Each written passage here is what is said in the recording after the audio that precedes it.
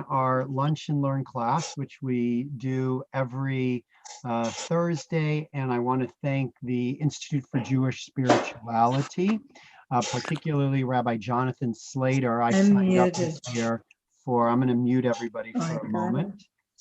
I signed up this year for a wonderful series that he, along with the Institute for Jewish Spirituality, have been providing. And I would only encourage all of you to go onto their website, Institute for Jewish Spirituality. There are so many wonderful offerings that they provide to the public, including regular meditation programs, interesting classes on prayer, on meditation, on Hitbodedut, and of course on Torah study. And they are available to the public. So the Institute for Jewish Spirituality, we have this year been studying together sections of what Rabbi Slater prepares on each week's Torah portion, and we are going to continue to do that this afternoon. The Torah portion is a double Torah portion, Achrei Mot, Kedoshim. So I'm going to first ask us to join together. I'm going to unmute us all so we can hear everybody say the bracha for the study of Torah, that which enriches our lives and continues to connect us on a deeply spiritual level to who we are and what our identity is all about. Baruch atah Adonai Eloheinu asher kiddushanu So be brave Torah. Amen. So as I mentioned, what we have been doing each week is looking at passages. I'm going to mute all of you again. Passages from a collection of Hasidic texts called Iturei HaTorah. I usually prepare about 3 or 4 of them. We usually get through one of them. This week, I think I was smarter and I only prepared a couple of them, hoping that we would be able to get through at least one, if not 2 of them. So I'm going to share my screen with all of you.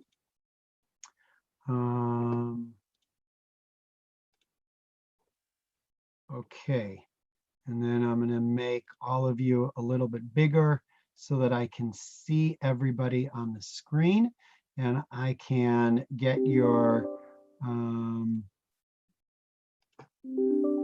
questions. Can everybody see the screen? Okay, so what is Achrei Mot about? What is Achrei Mot and what is Kedoshim about? It's a double Torah portion. So Achrei Mot, a big section of Achrei Mot is what we read every year on Yom Kippur. Achrei Mot concludes the sections of Leviticus that deal primarily with the sacrificial system. And they also have towards the end a series of laws of sexual immorality, ways in which the Jewish people, unique from all other cultures, should behave towards one another. So that is the bulk of Achrei Mot, and Kedoshim is known as the Holiness Code. It is the section of the Torah in the middle of Leviticus, in the middle of the Torah actually, that deals with laws of how we can be moral and ethical people. It begins Kedoshim Tihiyu, may you be holy because I, the Lord your God, am holy. So I have one text from Achrei Mot that we're going to look at. And no, I have 2 texts from Achrei Mot, and then I have 1 text from Kedoshim. So hopefully we'll be able to have a chance to look at all of them. So do I have a volunteer who would like to read for us Hebrew or English, this first passage from Korban Ha'ani, Rabbi Jacob Katina of Khost, who died in the year 1900. How about if I call on Ziggy? Would you read the Hebrew part for us? The verse in Hebrew, and then maybe Minda, if you'll be read it in English for us. She will be glad to. ספר ויקרא פרק ת"ז. ויאמר אדוני אל משה, דבר אל אהרון אחיך, ואל יבוא בכל עת אל הקודש מבית לפרוכת אל פני הכפורת, אשר על הארון, ולא ימות כי בענן אראה על הכפורת. Excellent. Thank you. You sound like you have a pretty good Israeli accent. I got it from Minda. Oh, All right. Can the New Yorker read it in English for us? Adonai said to Moses, tell your brother Aaron that he is not to come all the time into the shrine behind the curtain, in front of the cover that is upon the ark. Lest he die, for I appear in the cloud over the cover. Okay, so what I try to usually do in this class is first take a look at the pshat, the simple understanding of this verse. And then we'll look at how the Hasidic commentary understands it. So don't read ahead quite at this point. Just take a look at the verse itself and tell me, what do you think it's saying, right? Tell your brother Aaron he is not to come all the time into the shrine behind the curtain in front of the cover, lest he die, for I appear at the cloud cover. What's going on here? Simple reading of the text. Well, it says not to come all the time. Well, that implies that some of the time he might be able to come into that shrine, but it doesn't explain when he can and when he can't. Okay, so the fact that it says all the time makes it very clear. Aaron, you are never allowed to go into this space. You might think that there are certain periods of time that it's okay to go to this space. So I'm telling you all the time. So Barry notices the word all. That same verse in the Torah can exist, and it could be perfectly understandable without the kol, without that additional all. So like Barry, our commentator also is going to be noticing that word and its unusual placement. The fact that it's unnecessary to be there, and yet it's there, gives him the opportunity to offer the comment that he's going to offer. What else does the verse mean, just from a simple pshat level of understanding? Yeah, Leora, just unmute yourself. There you go. Okay, you're unmuted. Okay, thanks. The question I asked already from the beginning, Vayomer Hashem el Moshe, Daber el Aaron Achicha, Aaron has a connection with God. He's a prophet.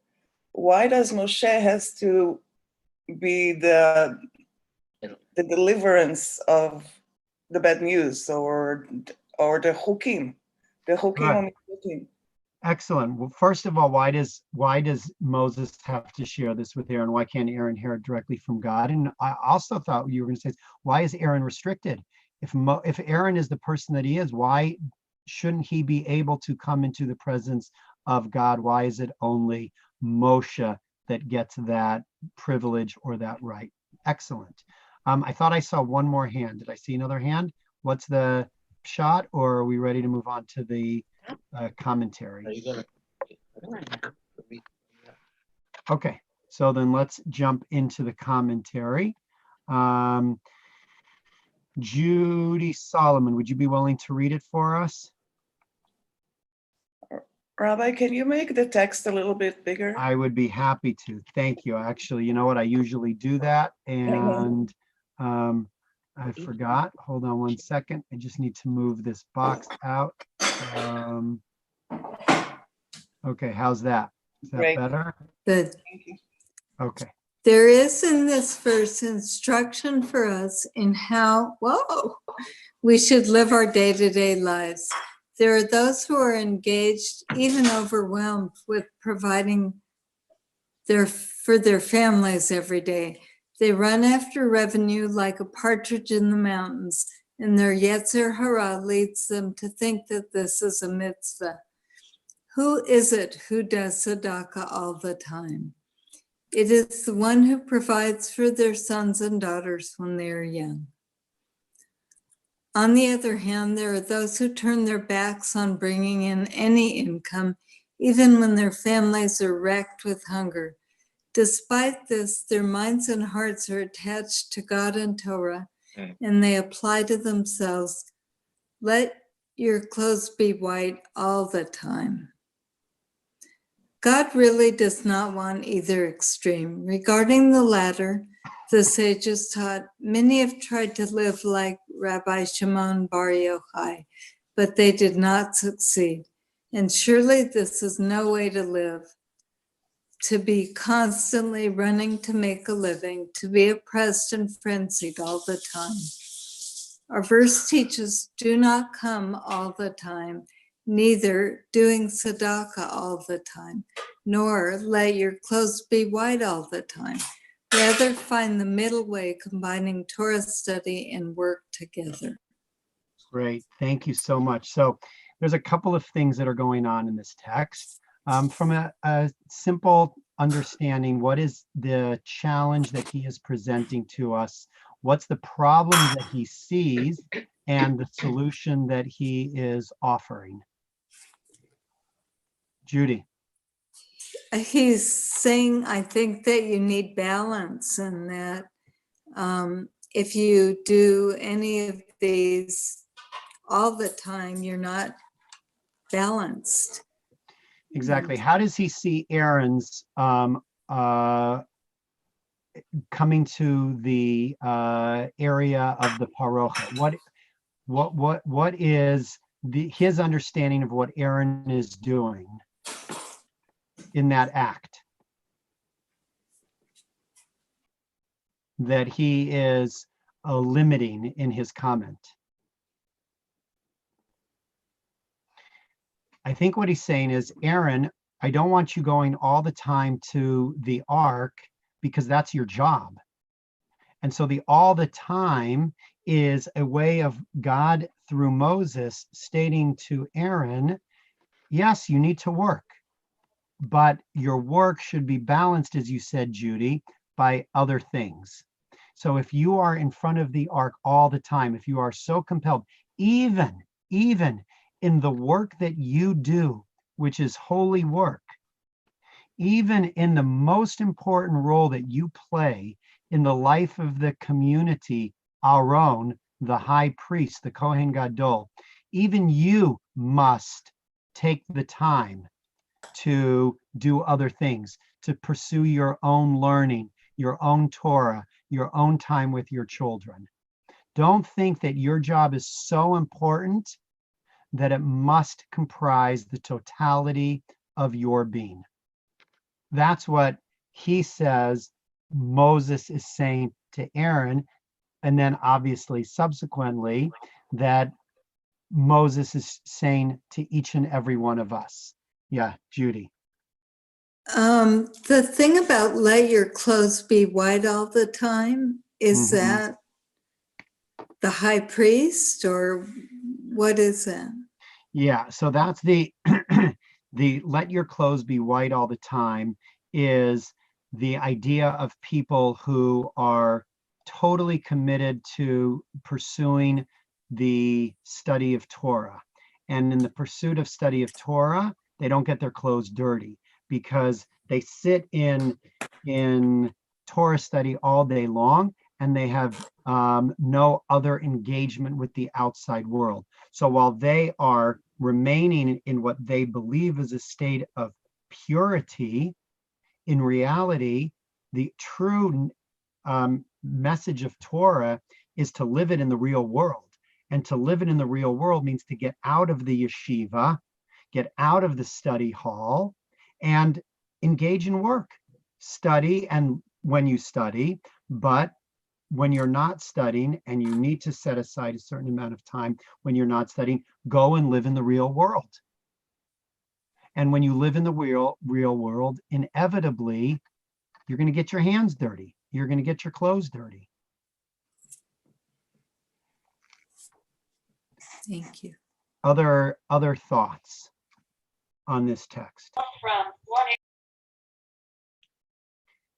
What is the verse that he uses to prove the value of work is this verse that says, who is it who does tzedakah all the time?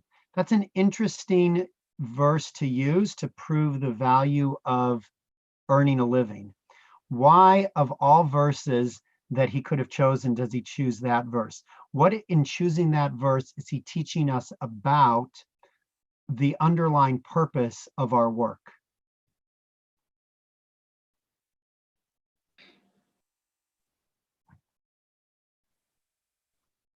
Yeah, Sandy. So work, you've got a balance between living to work and working to live. So if the only reason that you exist is to work, why bother working? Because you're not getting anything out of it. You're not providing for yourself, your family, giving yourself more life, because you create the wherewithal that allows you to exist, to take care of your family, to help others, all those, to have time to study. Good. So work should be done as a way of providing for others, right? Not just in doing the work for the sake of work. And that's why I think he uses the very verse talking about tzedakah, because tzedakah in and of itself is the act of providing to others. So the work that we do should provide us the means, the income, to be able to share it with our family members and provide for our immediate family, and then have enough left over in order to be able to give to those in need. But we don't always give tzedakah. Our life isn't about constantly giving tzedakah, right? Who is it who does tzedakah all the time? So therefore, this is a cautionary statement to say, work in order to be able to earn enough income to support yourself and your loved ones, and be able to give to the tzedakah, but then know when to stop. Know when to say, I have done what I was obligated and responsible, and now I have to internalize and go take care of myself through Torah study and other things. So I asked a couple of questions that I want us to think about. Questions, again, that come from the IJS text that Rabbi Slater provides, with slight alterations in the questions. When do or did you feel overwhelmed by making a living? And what got or gets lost in your life at those times? So for those who are still in the middle of working, those who are retired, when do you or did you feel overwhelmed? And in those moments of being overwhelmed, what gets or got lost? Barry, you started this conversation today by saying you've been going since 7 o'clock, and then you paused in order to take advantage of Torah study. In a sense, Barry, you epitomize the very passage that we are studying right now. You got up in the morning to do your work, and then you paused in order to take some time to study Torah. And then I imagine after this class, you're going to go back to work. Only till 3. But in the 80s, when I was in my corporate banking career, I probably worked 60 to 70 hours a week. And I left a lot on the table moving up the, so to speak, corporate ladder. And I learned from those mistakes. So now in your life, you take a more balanced approach to your work, your study, and your health. Much more balanced. Got to find equanimity. Okay, others in answering this question.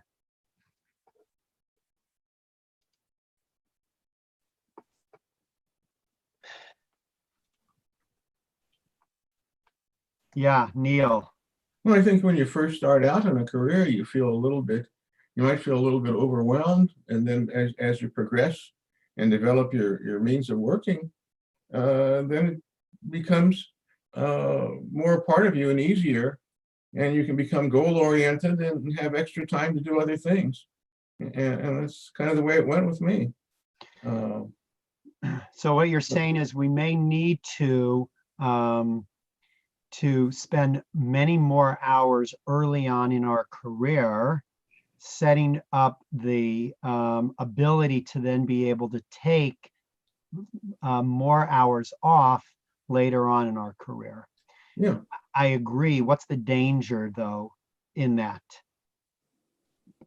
You might be all enthralled with your work and forget to leave time for yourself and the family. Exactly. The habits that you create early on in your working life may end up becoming so fixed that it's hard to change those. When we're so used to doing one thing, engaging in work on a steady basis, it's sometimes hard for us to step back and reevaluate, which means that this text maybe challenges us every year, every 6 months, every month to ask ourselves, how are we balancing our obligations, right? Particularly in this frame of work, to our other responsibilities and obligations.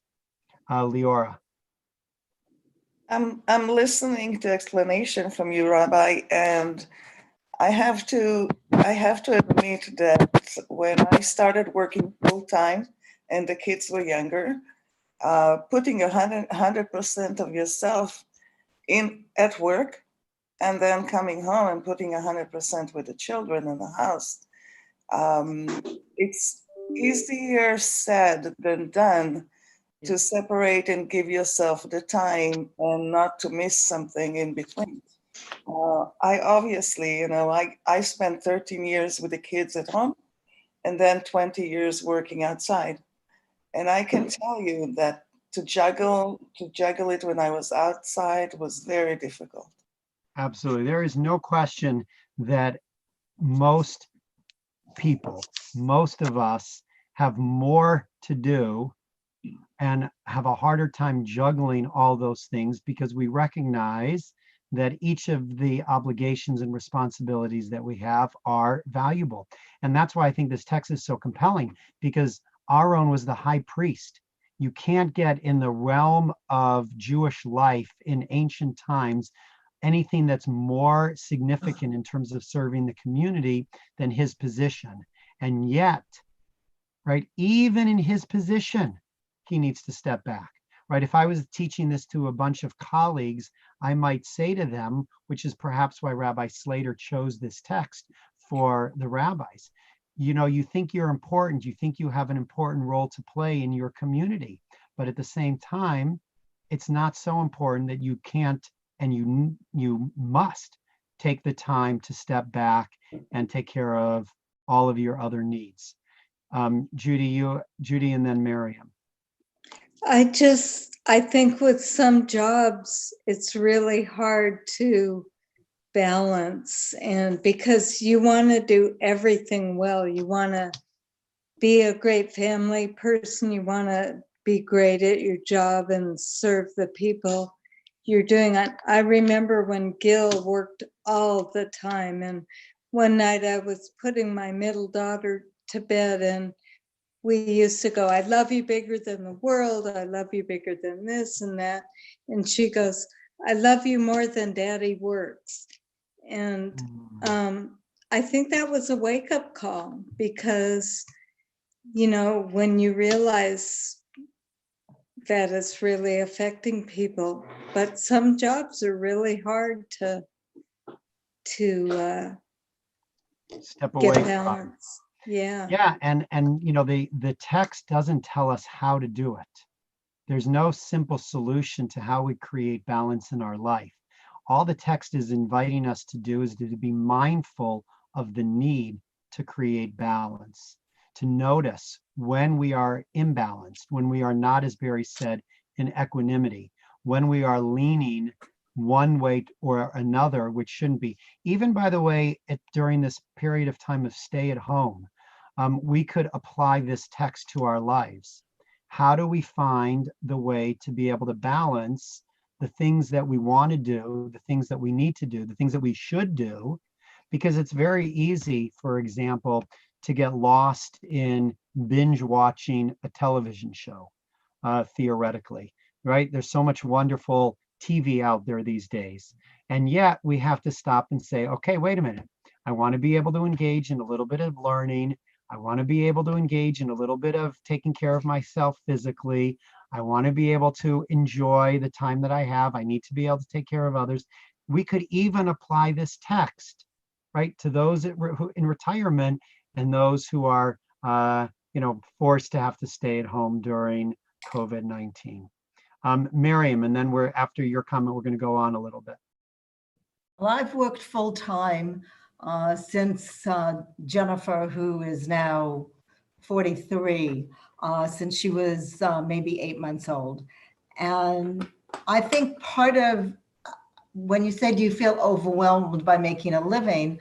Are you working at a job or are you working at a career? And what I was doing was working at a job. So I needed to find something else that would satisfy me. And I chose the synagogue. And so the synagogue was very much a part of my life, but I needed to make sure that my children and my husband were part of that life and my life as well. And it took a lot of work. Once a week, Bob and I would do something, and I'd have a babysitter come and watch the kids. So we had our time. There was one night, I really will never forget this night. I was getting ready to go to a sisterhood meeting because not just synagogue, I was also very involved in sisterhood. And both of the kids started having meltdowns. And I realized they were testing me to see whether or not they were more important than the sisterhood. And I called up the sisterhood. Actually, it was Marion Schwartz's house that I was going to. And I said, kids need me tonight. I'm not going to the meeting. And the kids never again tested me. They found that they were my priority. So it's just a matter of trying to balance it all, which is not easy. I don't want to make it sound like it's easy. It's been very difficult over the years, but of course now I have adult children and grandchildren, and so apparently we did okay, but it's not easy. Definitely not. Definitely. All right. So let's go back to the study guide and let's take a look at the second source, Rabbi Mordechai Yehuda Leib Sachs, English rabbi and translator, 20th century, served as the Rosh Yeshiva and the rabbi of the Zichron Moshe neighborhood in Jerusalem. So do we have a volunteer? Molly, would you be willing to read it in the Hebrew for us? You're eating. Okay, Leora, will you read in the Hebrew for us? Yes. Thank you.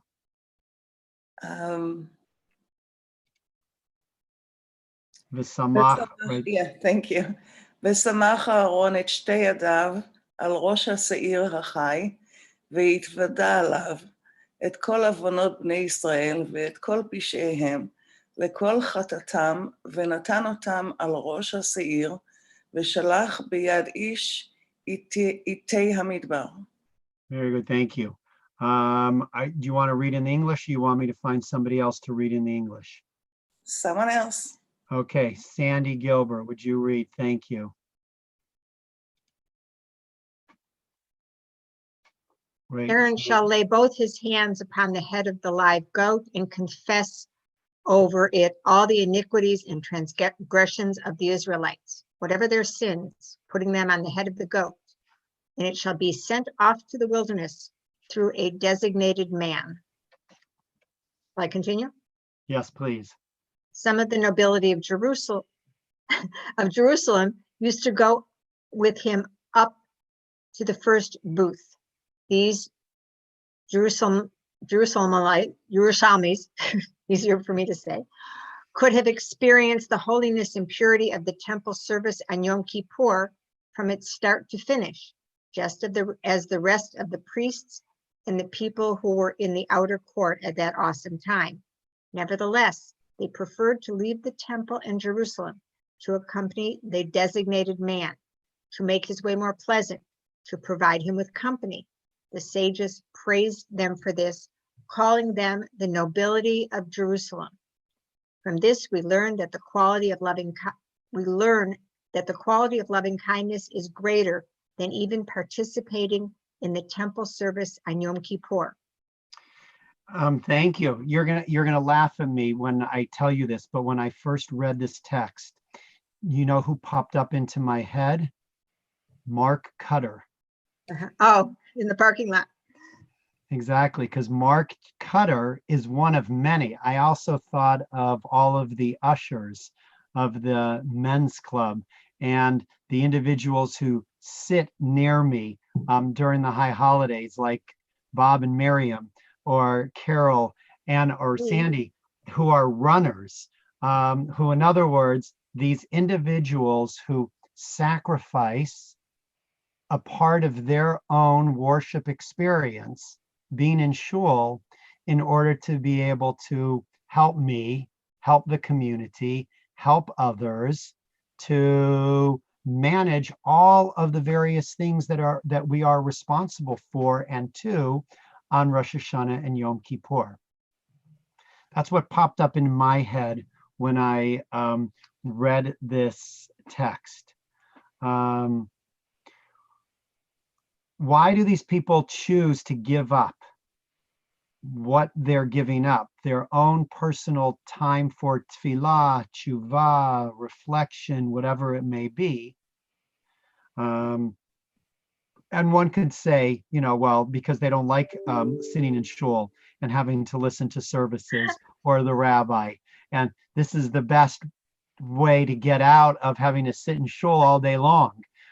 That is, on the one hand, a valid way, to be able to understand this. But what else might we be able to say? What else is going on here in this text?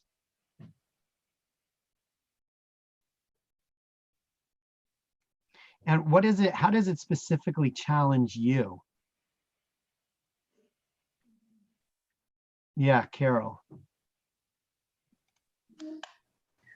I think that for me, part of it is thinking about it takes a village. That in order for you and the clergy and whoever else to be able to offer this to the community, you're just one person, and there's a lot that goes into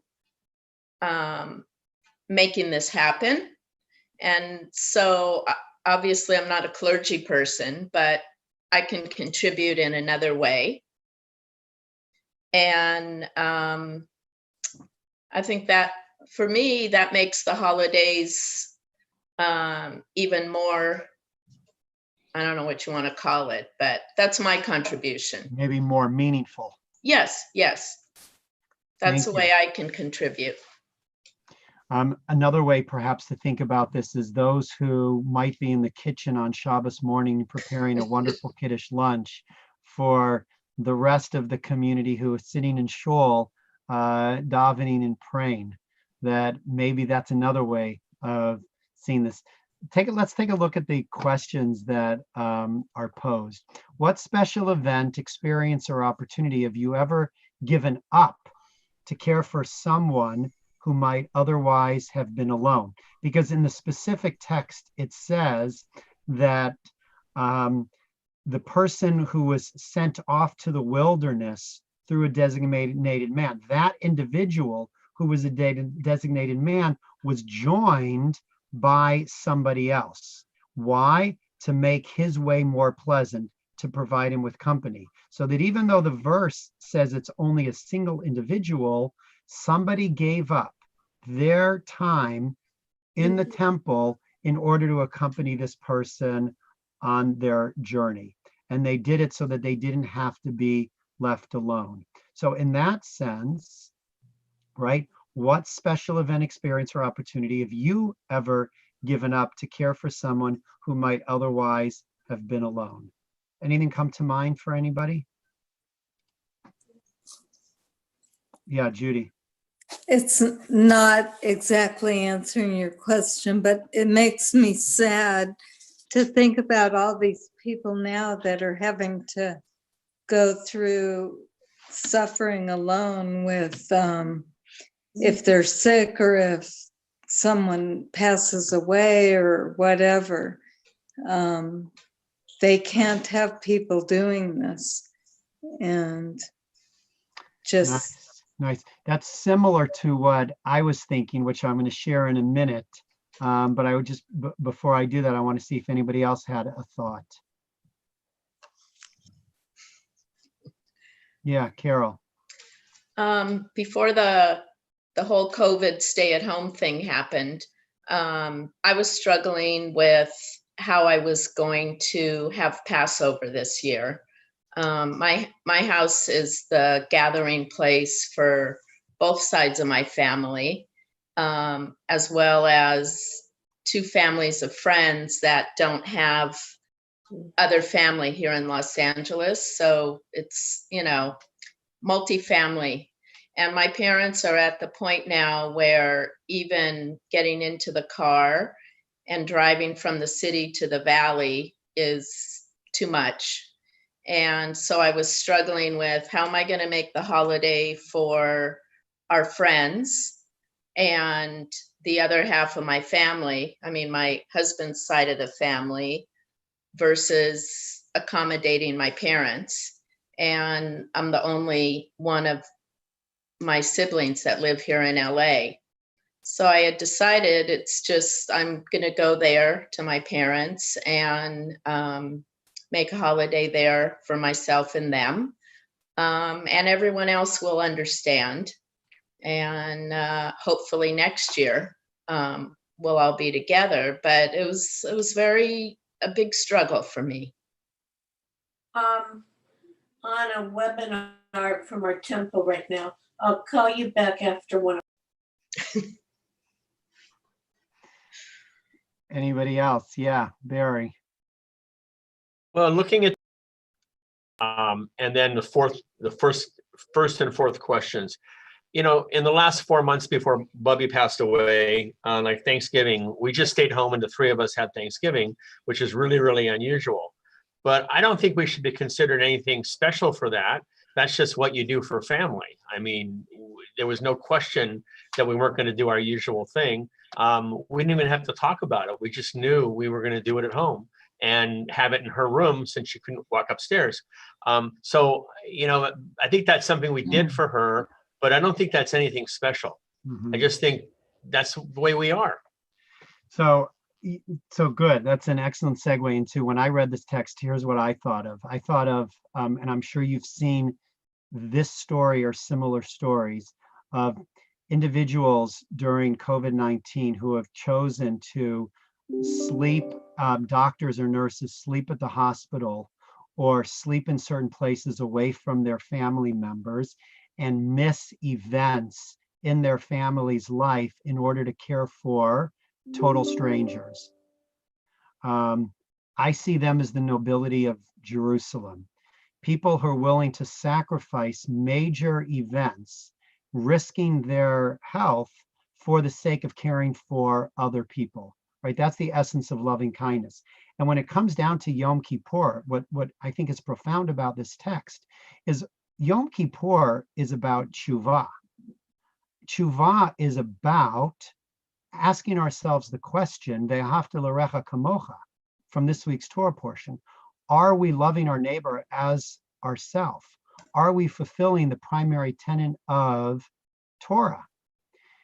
If sitting in shul is the means by which we do that, and there's nothing wrong, and it's important to be able to sit in shul, great, as long as we use that time in a way that is meaningful.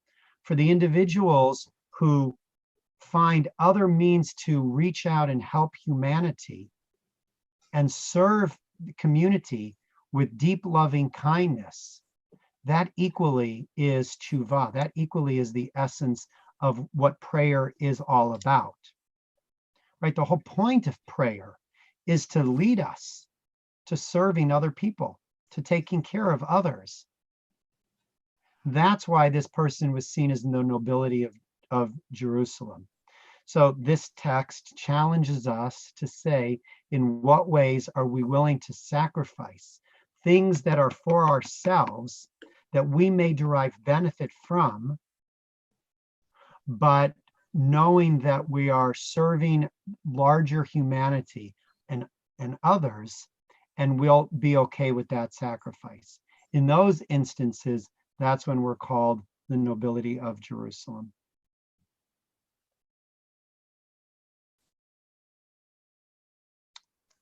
Thoughts or comments on that? Yeah, Steve. Sorry, try it again. Unmute one more time. There you There go. we go. I'm thinking there's a lot of us that do this in volunteer work. When we give to the community and sacrifice our not only personal time for ourselves, but for our families and other obligations. I happen to have done volunteer work to my fellow coworkers through volunteering at the union based in Dallas. And so back then, it was a while ago, but I would spend literally 3 to 5 days a week in Dallas and gave up all that time at home. You know, presently I do volunteer work in other organizations, and it also requires obviously giving up time with family. So I think we can all look at volunteer work in that same sense. Great, excellent. As an aside, are you flying these days, or you are not flying?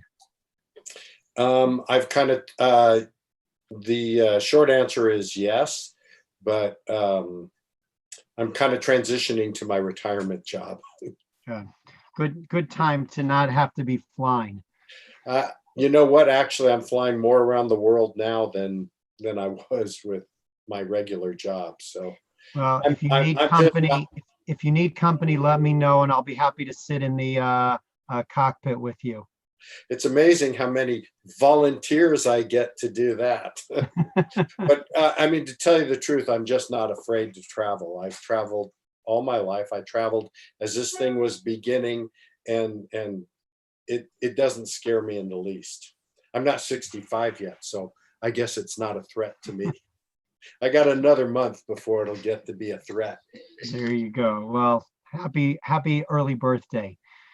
Okay, let's we have time for this last text. There's no real discussion on it because it's a pretty obvious text, but Lily, would you read the Hebrew for us and then follow with the English? Wait, you're muted, Lily. You have to unmute the there you go. לא תקלל חרש, ולפני עיוור לא תיתן מכשול, ויראת מאלוהיך, אני אדוני. You shall not insult the deaf, nor place a stumbling block before the blind.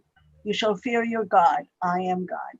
Okay, so before we get into the commentary, what's the pshat, the simple reading of this verse?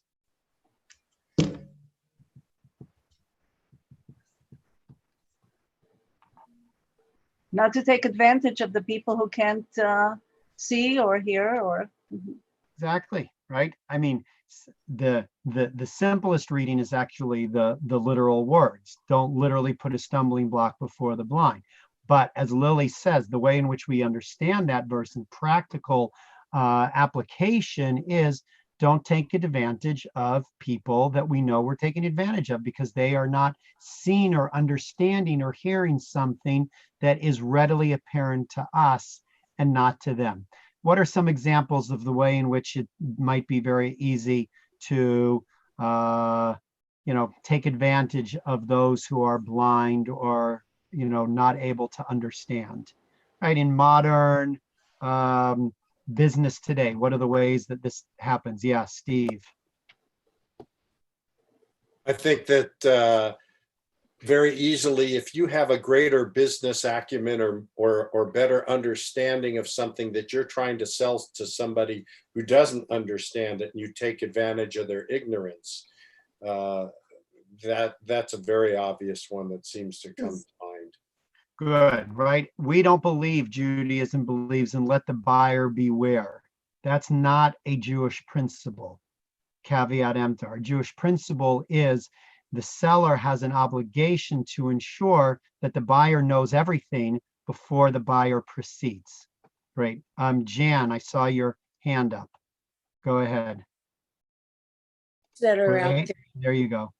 The grandparent scheme and so many others that are out there.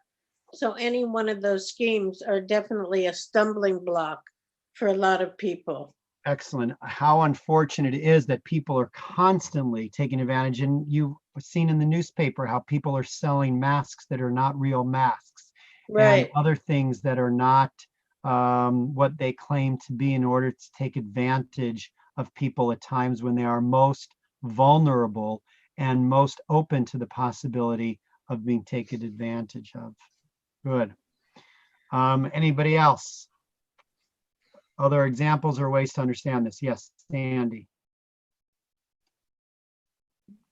Okay, so similar to what other people said, the combination of scare tactics, frightening people who don't maybe have access or just can't absorb all the information to get more real information, and combined with price gouging. So is, I think is heinous.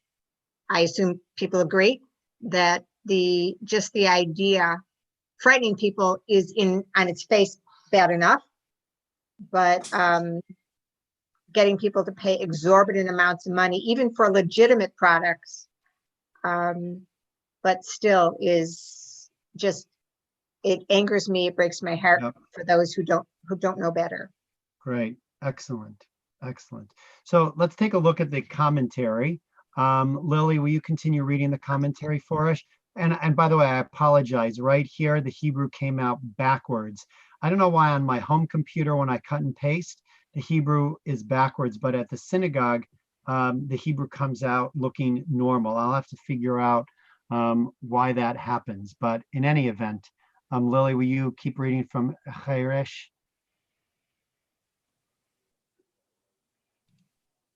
You're muted, Lily. I have my dog, so I. Okay, now you're unmuted. Make up the initial letters of Chaim Ra'im Shelcha. This is a warning not to cure oneself when in a difficult time and when life feels full of suffering. There is even a teaching like this in the Zohar. There are three things who do damage to themselves, and one is one who cures himself. Curses himself. Curses himself. Okay, so here you have a midrashic interpretation of the word cheresh. Cheresh in Hebrew means a deaf person, right? Somebody who can't hear, the deaf person. But here what they're doing is he's playing the Siftei Kohen, Rabbi Mordechai HaKohen, a Kabbalist in Sfad, is playing with the letters Chet, Resh, Shin, and he says they actually stand for Chaim Ra'im Shelcha, which means your difficult life. So he's saying don't insult who? Who shouldn't we insult? Who shouldn't we curse? Others. In this commentary, we shouldn't curse ourselves. When do we curse ourselves?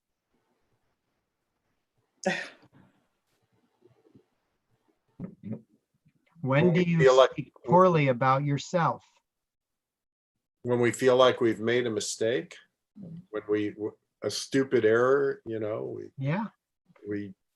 damn. Sure, right? When we do something dumb and we say, idiot, how could you be so stupid? Why would you do that? Why would you think that? How could you say that? What is wrong with you? Have you ever had that internal conversation? Never. What was I thinking? Well, how do we then go back and understand the rest of the commentary, right, when it's about ourselves? we shouldn't curse those. We shouldn't take advantage of those. We shouldn't put a stumbling block before those others. At the same time, when we curse ourselves in difficult times, when we add suffering onto our own lives through our own mental beating ourselves up, we're doing the same thing that this verse is telling us not to do. We are putting a stumbling block before ourselves. We are insulting ourselves, and we can't even hear it. How are we doing that? And what's the danger of cursing ourselves, of being so hard on ourselves? You give up. You don't try anymore. Yeah, we may get to the point where we say we just can't do it, right? And therefore we lose out on the possibility of recognizing the internal confidence that can bring us so much in this world.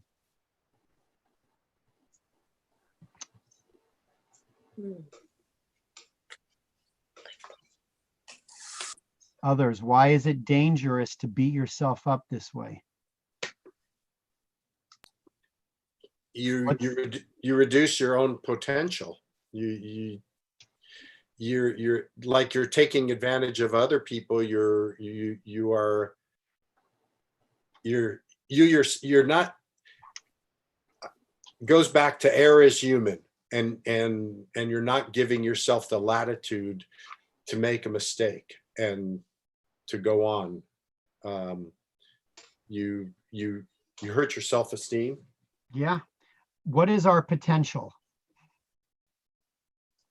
Right? What is the potential of human beings? Unlimited. Exactly. Unlimited. Why? Because that's the way God created us. We all have the divine spark within.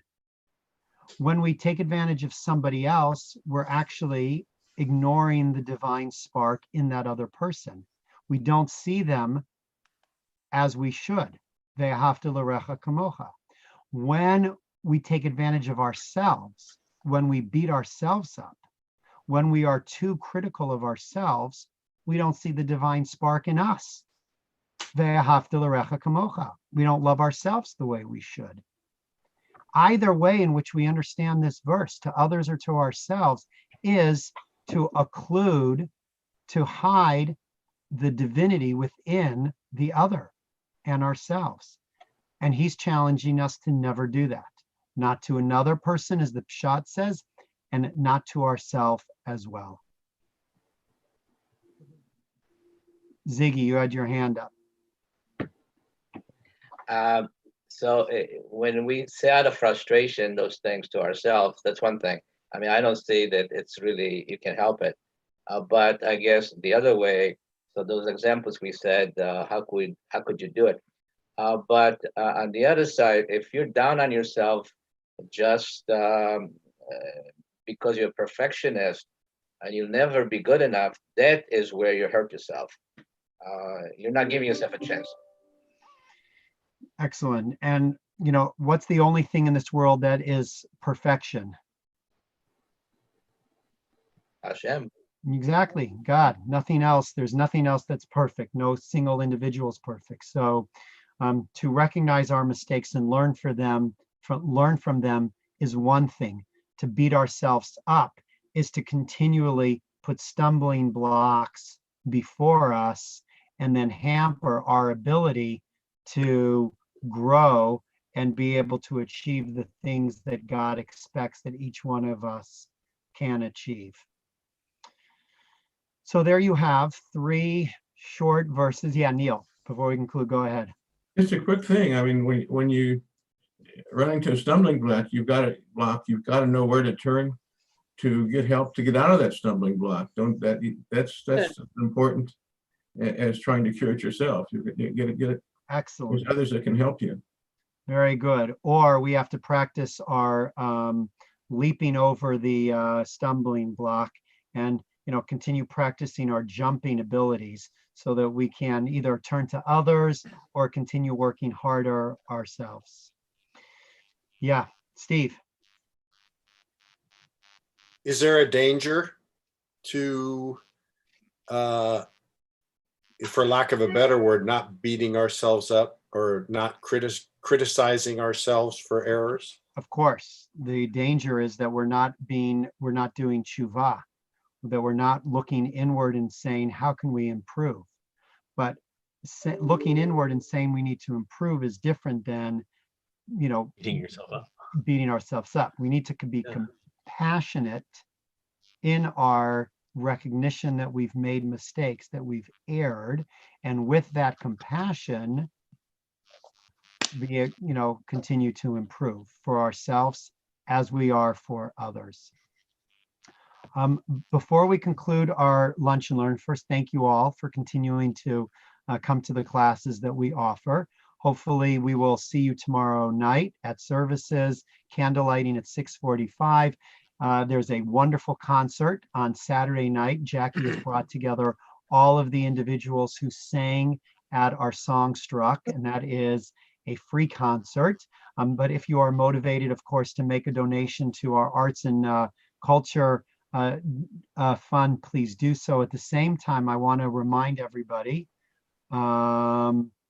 that we are raising money for those in need during COVID-19. We have an Ezra fund at the synagogue.